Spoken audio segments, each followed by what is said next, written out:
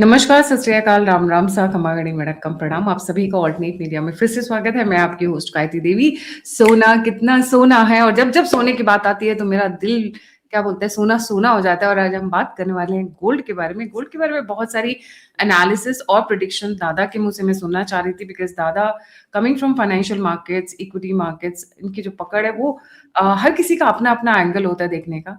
And because आज की date में अगर मैं मानूं तो दो ही ऐसी जगह हैं जहां पर मैं बोलूंगी सॉलिड इन्वेस्टमेंट्स होती हैं। देखिए, क्रिप्टो सब हवाबाजी है। I don't believe in crypto, bitcoin and all, because it's not a tangible asset. Tangible मतलब उसको आप देख नहीं सकते, आप उसको महसूस नहीं कर सकते। वो हवा में है नहीं है, मतलब you just don't know where it is, and it is more of it is fake. जब ट्रम्प अपना और क्या Meloni, no no sorry, Trump की वाइफ, जो मैं नाम भूल गई उनका, ऐसे नाम है, हाँ, मिलानिया, जब ये लोग अपने बिटकॉइन लॉन्च कर सकते हैं तो कल को जब दूसरा नया प्रेसिडेंट आएगा वो बोलेगा मैं अपने नाम से क्यों ना लॉन्च करूं। सो एंड जब ट्रम्प अपना नाम डॉलर पे डाल सकता है, पासपोर्ट पे डाल सकता है, तो कल को कुछ भी हो सकता है। So when it comes to investment, I believe only in two things. Number one, real estate, जमीन, स्पेशली खेती बाड़ी एंड ऑल, बिकॉज वो एक ऐसी है जो हमेशा आपकी धरोहर रहेगी। और दूसरा, गोल्ड एंड सिल्वर। तो आज हम गोल्ड के बारे में बात करेंगे। दादा, very warm welcome on the show. आपको स्वागत, प्रणाम। आपको भी प्रणाम। सोने पे मैं आज सिर्फ दिशा पे बात करूंगा, मैं प्राइस पे बात नहीं करूंगा। नवंबर में मैंने सोने के प्राइस पे और उसके मार्केट पे 2-3 पॉडकास्ट में उसका विश्लेषण करके आप सबको बताया था। जिन्होंने देखा था उनको शायद याद हो। उसके बाद लगभग वही हुआ सोने के प्राइस के साथ। भारी उछाल आया, मार्च तक वो चला। मार्च में ईरान वाला युद्ध चालू हो गया। जितने भी युद्ध अमेरिका करती है, मैं फिर से दोहराता हूं, जब भी युद्ध करती है अमेरिका, वो जीतने के लिए नहीं करती है। वो इसलिए करती है कि अमेरिकी डॉलर फिर से इंपॉर्टेंट बन जाए, पूरे विश्व में खलबली मचे, अनस्टेबल हो जाए विश्व, और इससे अमेरिका स्टेबल नजर आए, उसके डॉलर का भाव ऊंचा रहे, उसका डिमांड बना रहे। ईरान का युद्ध इसलिए किया गया, इससे सबसे ज्यादा लाभान्वित हुए हैं ईरान खुद, जिसके लिए ये जीत है, और दूसरा यूएस इनडायरेक्टली, और उनको पता था यही होगा, क्योंकि जैसे जैसे ऑयल और नेचुरल गैस यानी एनर्जी मार्केट में सख्ती आएगी, उसमें तंगी आएगी, डॉलर का डिमांड बढ़ जाएगा, और वही उनको चाहिए। डॉलर का डिमांड बढ़ा रहेगा तो उनका जो ये ह्यूज डेट उन्होंने ले रखा है उसको वो सर्विस कर पाएंगे। दूसरे लोगों को फिर से अपना ये बकवास करेंसी जो है, वैसे देखा जाए तो बैंकरप्ट करेंसी है, उसको वो बेच पाएंगे। ओके, तो जब भी डॉलर के प्राइस में और अमेरिका के इंटरेस्ट रेट्स में उछाल आता है, गोल्ड का भाव उसके साथ नेगेटिवली कोरिलेटेड है। यानी कि यहां उछाल आएगा तो गोल्ड का भाव गिरेगा।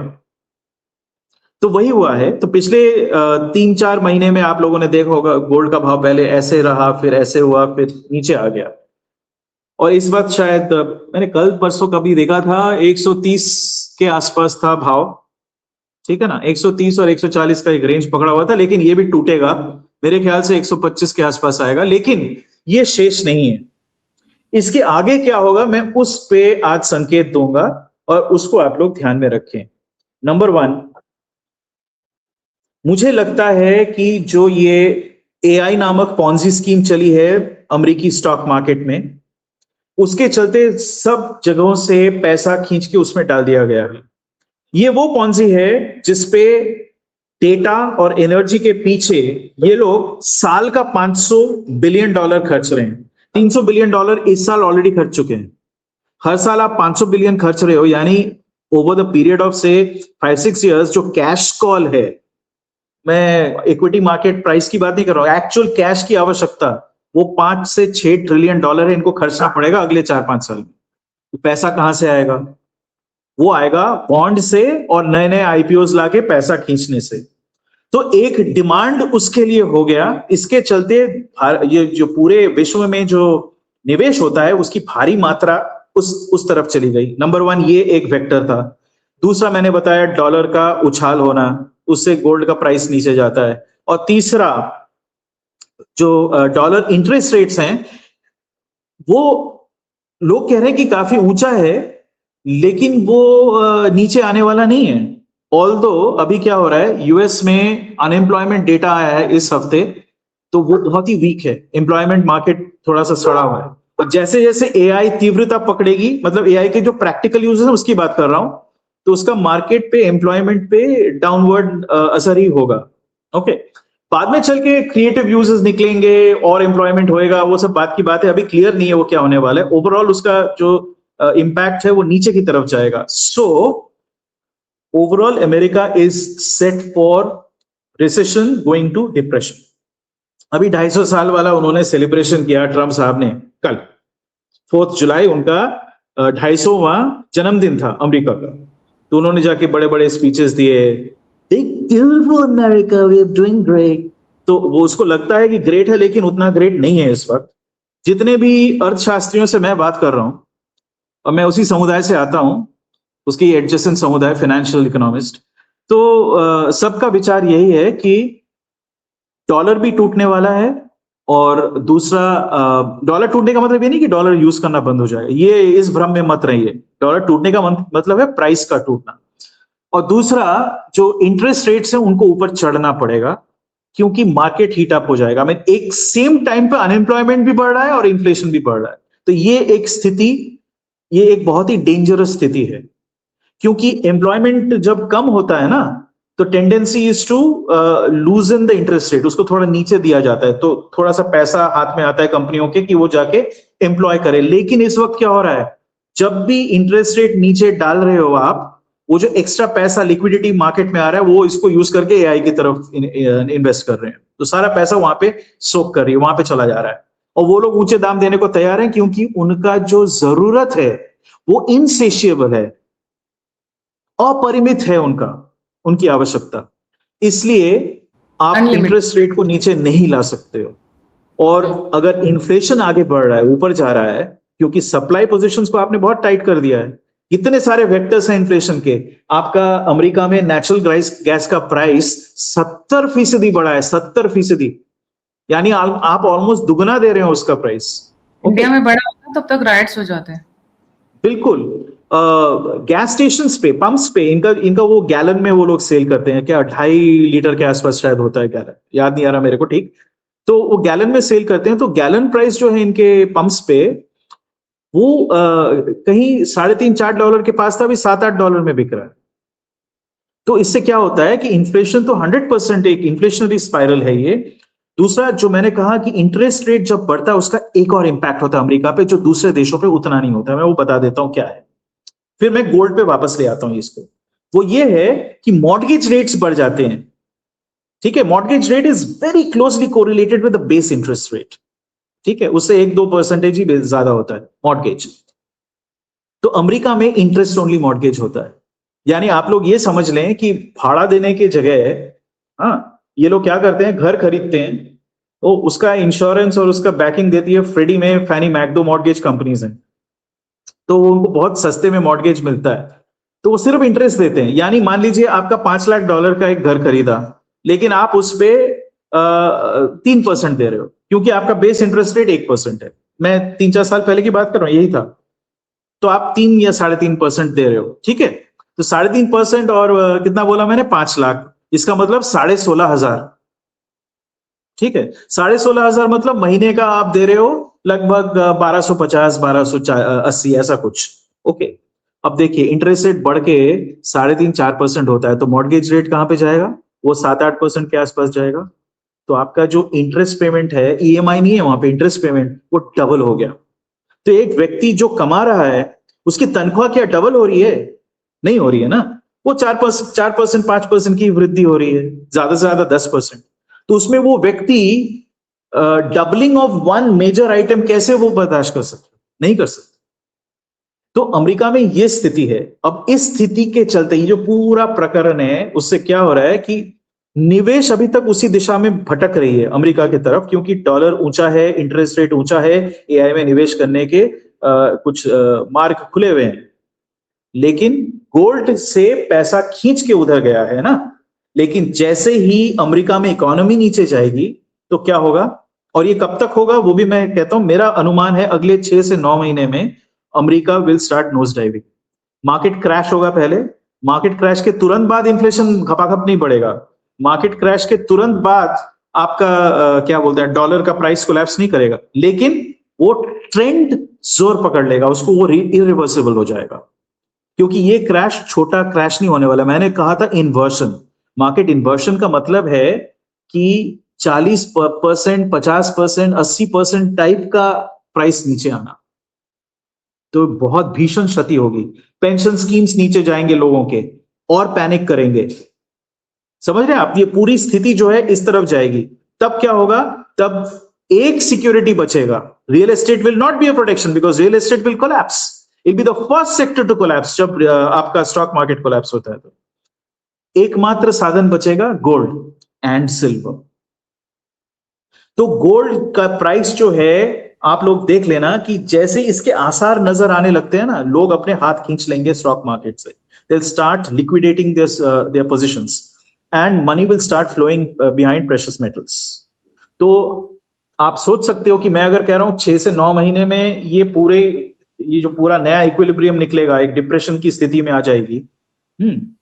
बेस्ट केस सिनारियो स्टैगफ्लेशन है, यानी मुद्रास्फीति नहीं हो रही है लेकिन ग्रोथ भी नहीं हो रहा है, वो बेस्ट केस सिनारियो है।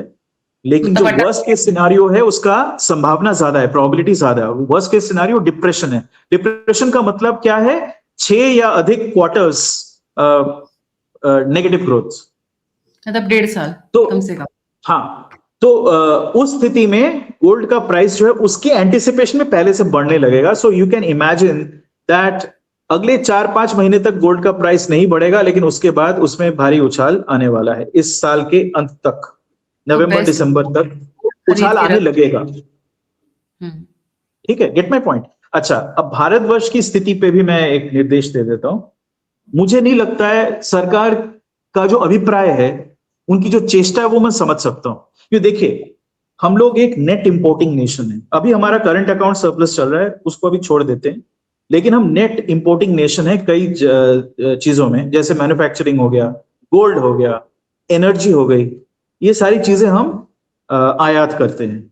ठीक है, तो हमें कहीं पे कुछ तो काटना पड़ेगा अगर हमारे करेंसी पे अटैक हो रहा है, क्योंकि आपका बाइंग पावर कम हो रहा है ना, उससे शायद आपका एक्सपोर्ट बढ़ जाए, तो रुपी में आपका बहुत बढ़ोतरी होगा जो एक्सपोर्ट ओरिएंटेड कंपनीज हैं।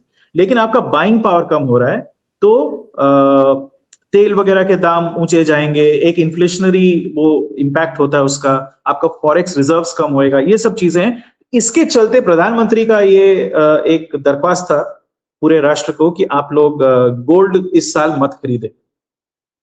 ओके, एक और प्रकरण ये चला कि आरबीआई कहती है कि गोल्ड को मोनेटाइज करें, यानी आप जाके गोल्ड डिपॉजिट करो, उसका एक रसीद लो और उसके एवज में आपको बेसिकली वो गोल्ड डिपॉजिट रख के उससे वो बॉन्ड्स इश्यू करेंगे, आगे चल के वो मोनेटाइज कर देंगे उसको, आपको पैसा आपका मिल जाएगा और जब भी आप चाहेंगे आप वो ले सकते हो, उसका इक्विवेलेंट आपको सोना मिलेगा। अगर जेवरात रखा है तो उसको वो पिघला के रख लेंगे।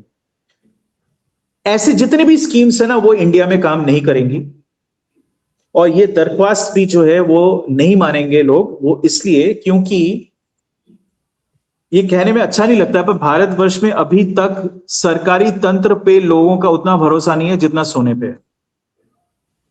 ये हमारा, मैं बार बार कहता हूं, ये हमारा मज्जागत है, यानी हमारे ब्रेन के अंदर इनकोडेड है।